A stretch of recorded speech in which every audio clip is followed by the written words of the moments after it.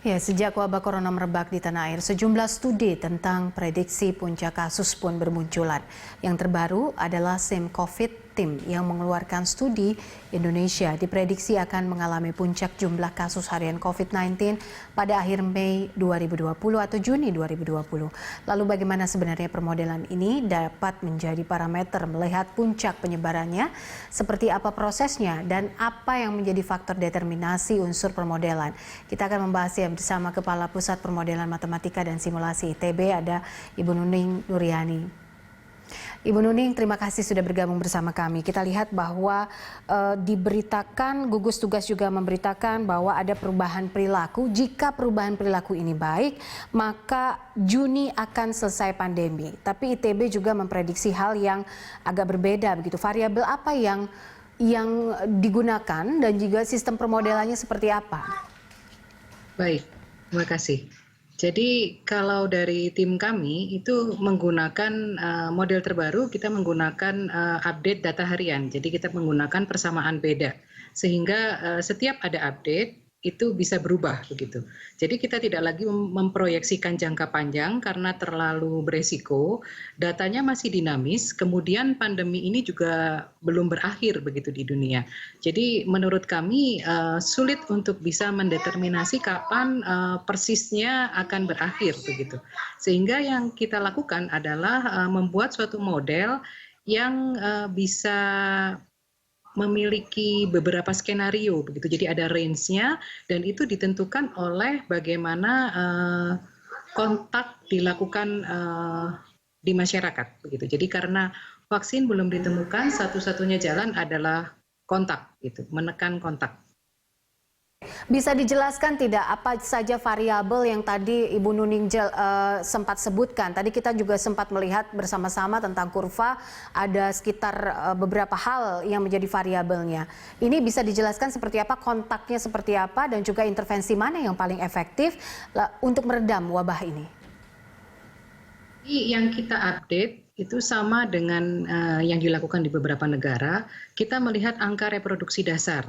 Nah, angka reproduksi dasar ini mengukur apa saja, mengukur laju infeksi, mengukur periode infeksi, dan juga mengukur kontak, gitu, kontak antar manusia, mobilitas dan sebagainya, gitu. Nah, yang kita definisikan kontak per update data itu akan mencerminkan kira-kira situasinya di sekitar tanggal itu. Seperti apa kontak yang ada di masyarakat berdasarkan estimasi kami begitu ya. Nah, kalau kontak ini tinggi, tentu saja akan beresiko untuk memperlama pandemi gitu. Jadi pandeminya akan lebih panjang, puncaknya bisa naik.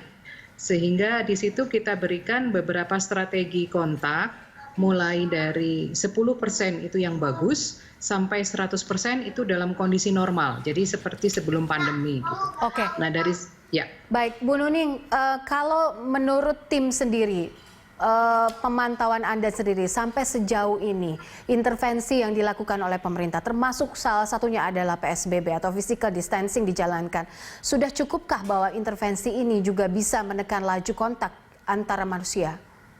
Iya, jadi kalau kita hitung PSBB dengan physical distancing itu memberikan hasil yang baik, gitu, menurunkan.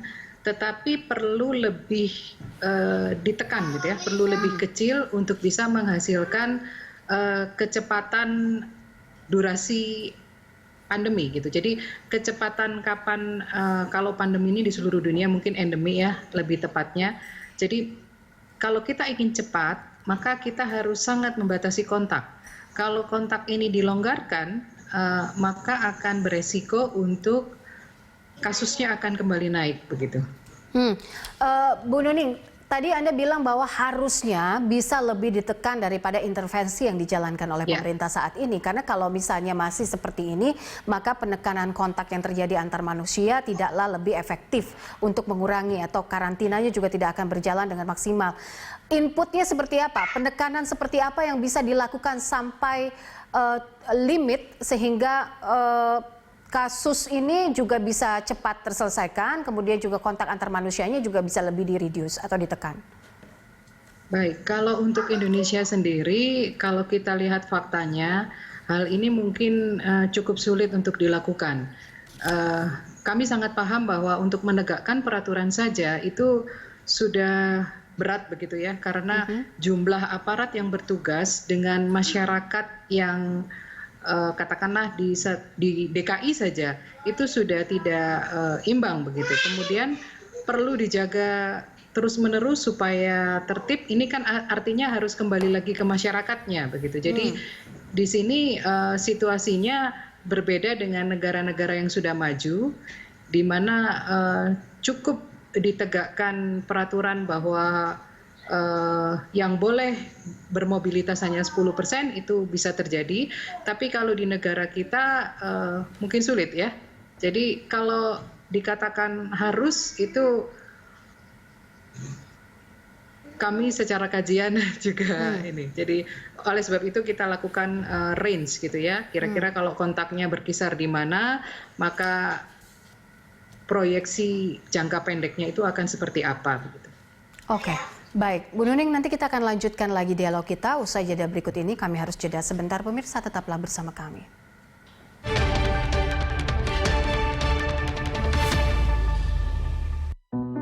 Siapa sih yang bisa menolak segarnya es teh manis? Manisnya yang menggoda, dingin di tenggorokan. Tapi, dari manisnya minuman untuk berbuka puasa,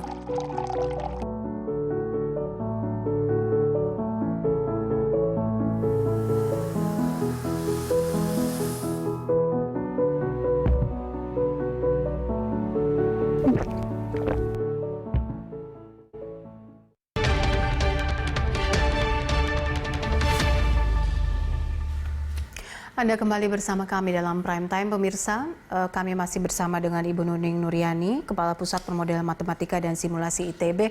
Bu Nuning, Anda juga sempat menyebutkan bahwa intervensi yang efektif, jika tanpa intervensi yang efektif maksud saya, maka akan ada 2,6 juta orang yang bisa diprediksi meninggal dunia.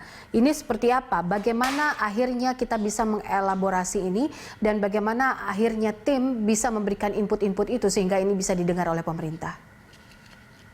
Itu adalah prediksi per 31 Maret kemarin. Jadi kita menganggap Indonesia itu sebagai satu homogen begitu ya. Sehingga total seluruh penduduk Indonesia kita perhitungkan sebagai sekitar 269 juta begitu.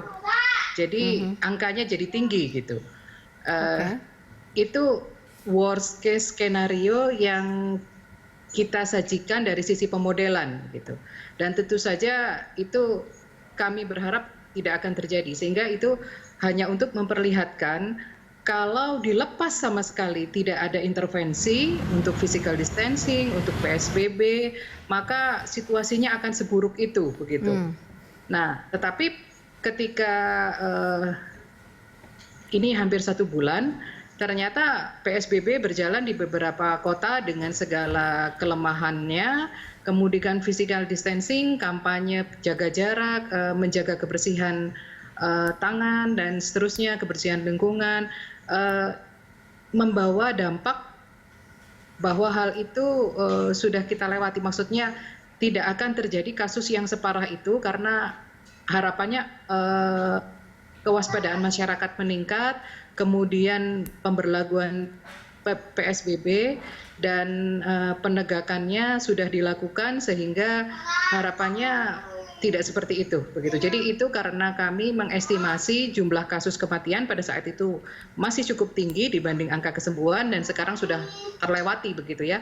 Dan kita mengasumsikan Indonesia itu sebagai satu gitu. Padahal kenyataannya kan dia pulau-pulau begitu. Kalau kita bicara soal perbandingan model atau perbandingan permodelan atau variabel sistem pemodelan maksud saya. Ini kan kita sempat mendengar juga soal SUTD yang bilang 97% akan berakhir di Juli misalnya. penyebarannya. ITB juga menambahkan bisa berakhir di Juli, tapi kalau masyarakatnya betul-betul patuh atau physical distancing benar-benar dijalankan gitu, dan itu juga diaminkan gitu oleh gugus tugas. Ini seperti apa Anda melihat permodelan yang dibuat di Indonesia dengan permodelan yang dilakukan di negara lain? Karena kan pasti permodelan atau variabel ini kan tim peneliti juga pasti punya pandangan sendiri begitu. Iya, jadi kami mengupdate terus setiap hari apa yang dilakukan oleh para peneliti di luar, kemudian karena beberapa anggota kami juga diaspora, jadi ada update yang cukup intens gitu untuk melihat perkembangan riset di seluruh dunia begitu. Nah, pada dasarnya para pemodel dari seluruh dunia itu mengalami masalah yang sama begitu ya. Jadi kita masih struggling untuk menentukan proyeksi apa yang terbaik, tapi secara tools itu hampir sama semua.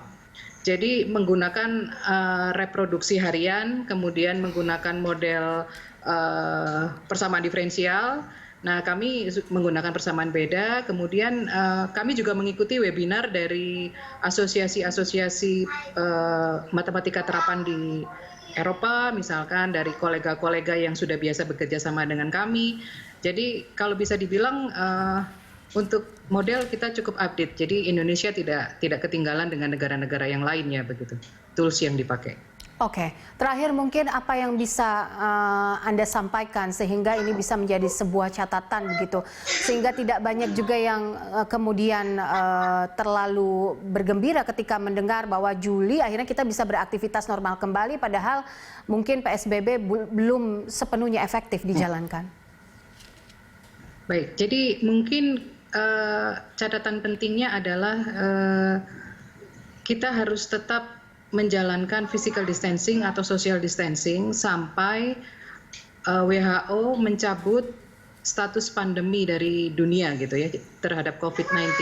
Jadi kita harus sabar, kemudian konsisten dan terus-menerus disiplin untuk menjalankan ini. Jadi kita harus terima ini sebagai bagian dari hidup kita sekarang. Untuk bisa kembali normal itu berdasarkan kajian-kajian yang sudah ada dari bidang-bidang terkait, itu masih belum bisa dipastikan segera akan kembali normal gitu. Jadi kita harus beradaptasi dengan situasi yang baru ini. Jadi dengan cara itu tadi gitu, menggunakan masker, menjaga jarak, selalu menjaga kebersihan diri gitu, terutama kebersihan tangan. Jadi protokol-protokol kesehatan tidak boleh bosan-bosannya untuk kita laksanakan begitu untuk menjaga supaya kita bisa segera pulih begitu. Baik, Bu Nuning, terima kasih untuk informasinya dan sudah bergabung bersama kami dalam Prime Time. Kepala Pusat Permodelan Matematika dan Simulasi ITB, Nuning Nuryani. Ya, pemirsa, sesaat lagi kami kembali dengan News Update.